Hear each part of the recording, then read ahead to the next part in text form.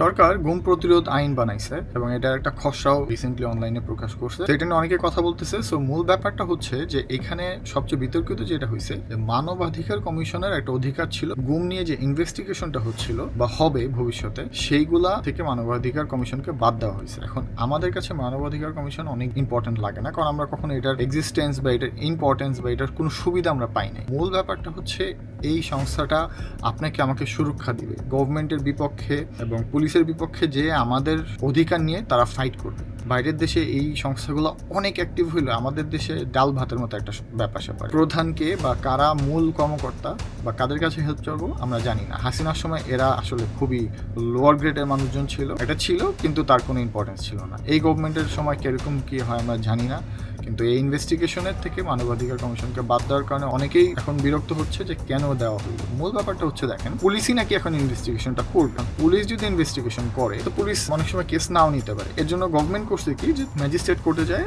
বা কোনো একটা সিস্টেমে আপনি আলাদা মামলাও করতে পারবেন। কিন্তু পুলিশ যদি গুম করে, যেটা সালাউদ্দিন সাহেবের ব্যাপারে বলি, আমাদের স্বরাষ্ট্রমন্ত্রী, তাকে পুলিশ র্যাব গুম করছে যতটুকু আমি জানি, কিন্তু তাকে র্যাব গুম করে র্যাবই অস্বীকার করছে যে আমরা গুম করি নাই। এখন পুলিশও তো অনেক গুমটুম হয়তো বা করছে এবং তারা অস্বীকার করছে বা র্যাবের হাতে তুলে দিছে এবং তারা কিন্তু স্বীকার করে নাই। তাহলে লাভটা কি হবে? সো মূল অধিকার যেটা, ওটা আমার আপনার নিজেদেরটা আদায় করে নিতে হবে। গভর্নমেন্ট কতটা ফ্রেন্ডলি হবে জানি না, কিন্তু আমাদের অধিকার আদায় করে নিতে হবে। মানবাধিকার কমিশনকে অনেক বেশি সুযোগ না দেওয়ার কারণটা হচ্ছে মানবাধিকার কমিশন আমাদের পক্ষে যায়, গভর্নমেন্টের বিপক্ষে খুব হেভি ফাইট দিতে পারে, যেহেতু ওদের কাছে গভর্নমেন্টের পাওয়ারও থাকে অনেকটা। তো এর জন্য এই অঞ্চলের গভর্নমেন্টগুলা মানবাধিকার কমিশনকে তেমন একটা সুযোগ দিতে চায় না, কারণ এরা গভর্নমেন্টের গলা চেপে ধরে আমাকে আপনাকে সুরক্ষা দেওয়ার জন্য। তো ওই আশা হয়তো বা আমাদের আর পূরণ হচ্ছে না, কিন্তু অধিকার যেটা ওইটা আমার আপনার আদায় করে নিতে হবে। এই গভর্নমেন্ট অনেকটা ফ্রেন্ডলি আমার মনে হয় সো ফার। আগামী 5 বছর মনে হয় না অনেক বেশি অত্যাচারী হয়ে উঠবে, কিন্তু লং টাইম থাকলে আলটিমেটলি হয়ে উঠবে, যে কোনো গভর্নমেন্টই হয়ে উঠে।